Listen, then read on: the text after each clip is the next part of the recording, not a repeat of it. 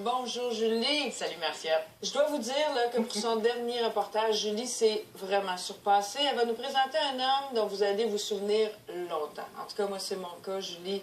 Mario. Mario Blanchette, qui est un gars qui vit une réalité peu ordinaire, qui est un gars de la région de l'Outaouais, que j'ai rencontré tout à fait par hasard il y a quelques années, en faisant une marche sur la piste cyclable, et Mario est apparu devant moi. Alors Mario souffre de paralysie cérébrale, une maladie qu'il a contractée quand il était un petit bébé de 3 mois, et c'est dû à une erreur médicale. Il a manqué d'oxygène, tout simplement. Et il a toute sa tête, là. Il a toute sa tête, absolument, et rien que sa tête, en fait, parce que le restant de son corps, vous allez voir, n'écoute pas nécessairement la tête.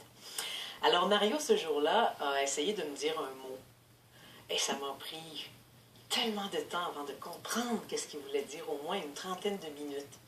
Et toute cette expérience-là a fait en sorte pour moi que j'ai été très inspirée par Cette rencontre-là. Par la force de Mario. Et j'ai écrit un texte à propos de ça. Magnifique texte.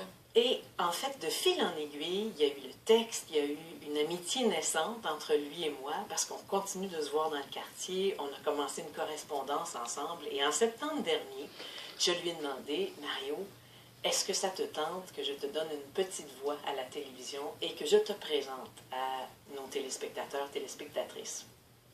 Il a dit oui.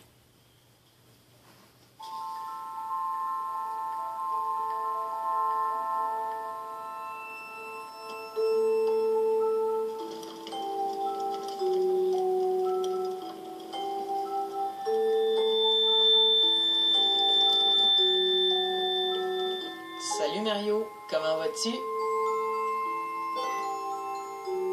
Salut Julie. Que peut-être qu'on pourrait te filmer en train de travailler à l'ordinateur, ce que tu fais beaucoup.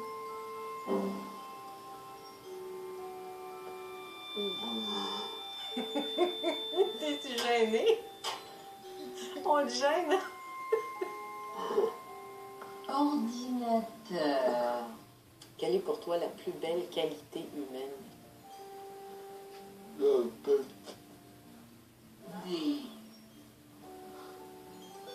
La...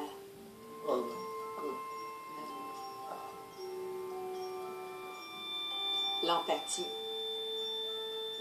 L'empathie? Quel serait le plus grand défaut humain, à ton avis? L'égoïsme.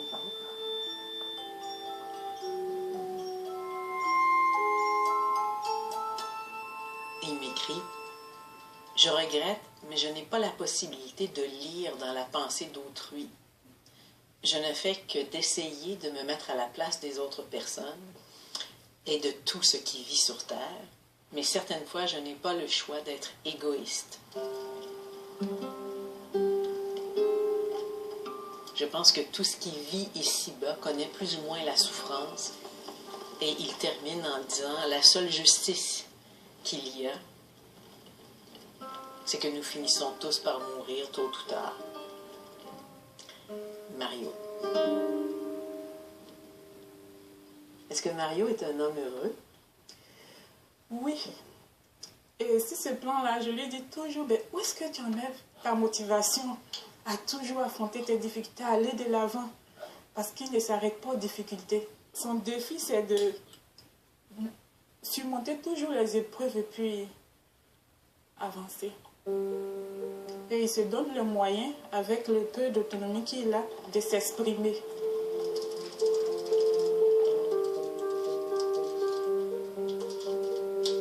Mes moments privilégiés de la vie, c'est lorsque je me sens presque totalement libre et que je roule sur la piste cyclable dans la promenade de la Gatineau, surtout lorsque je remorque une de mes travailleuses autonomes derrière mon fauteuil motorisé. Par contre, mes pires moments, c'est la nuit, nuit après nuit, lorsque je suis totalement prisonnier, couché dans mon lit. Et c'est la quasi-terreur lorsqu'il y a une panne d'électricité. En plus d'être un homme, je ne peux que rarement exprimer mes émotions à cause de ma maudite difficulté à prononcer clairement les mots. Pour essayer de comprendre ce que je ressens, Imagine-toi être victime, par exemple, d'un tremblement de terre et enseveli, incapable de bouger et de faire entendre tes appels au secours. La journée s'est passée comment? La matinée? C'était bien. Excuse-moi de m'être défoulée sur toi. Peut-être que ça va me permettre de mieux dormir cette nuit en compagnie de ma solitude. Ordinateur. Ordinateur. Mais chance, vous le faites quand même bien. Pour tenir une conversation avec toi, c'est pas une évidence.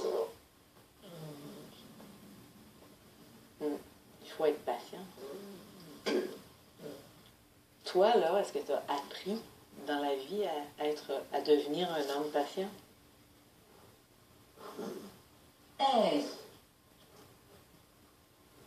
Je Le choix. C'est ça? C'est ça? T'as pas le choix?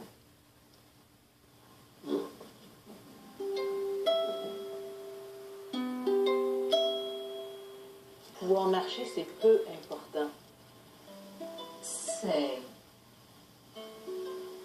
de Pouvoir, pouvoir parler. parler. De pouvoir parler normalement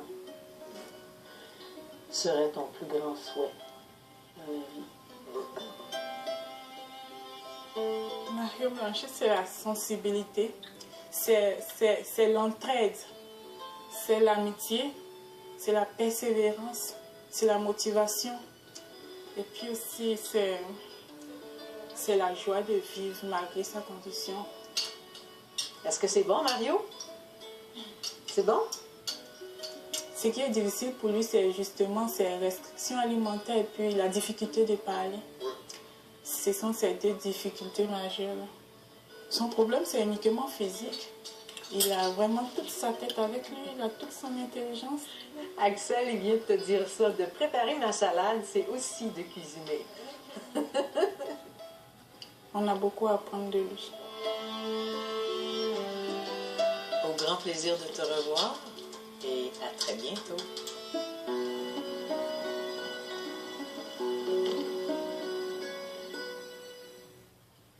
Merci, Julie. Tu vas sûrement continuer à correspondre avec lui. Ben, bien sûr. Là, on vient de voir, Tatan, c'est un gars courageux, Marianne. Inspiré. Moi, je vais penser à lui tous les jours, hein, tu sais. Oui, Oui. Quand on se lève le matin, puis on dit « Oh, je file pas. Oh, oh. » Pensez à Mario. oui. Julie, Oui. là, on vient de voir une facette de la vie de Mario, mais il y a d'autres facettes qui sont peut-être... Sa vie n'est pas facile. Exactement. Sa vie n'est pas facile. Il y a des problèmes physiques, il y a des problèmes financiers. Il se fait couper les vivres par les institutions au niveau du maintien à domicile, entre autres. Ça, c'était une nouvelle qu'il y a eu la semaine dernière, qu'il l'a jeté à terre, littéralement.